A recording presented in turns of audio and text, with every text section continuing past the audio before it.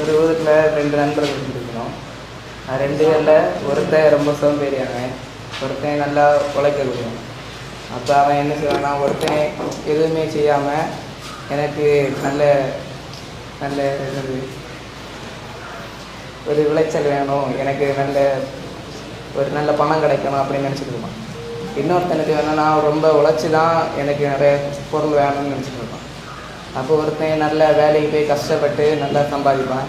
இன்னொருத்தன் சும்மா எதுவுமே செய்யாமல் வீட்டிலே இருந்துட்டு பைசா வேணும்னு நினச்சிட்டு இருந்தவனுக்கு கிடைக்காது.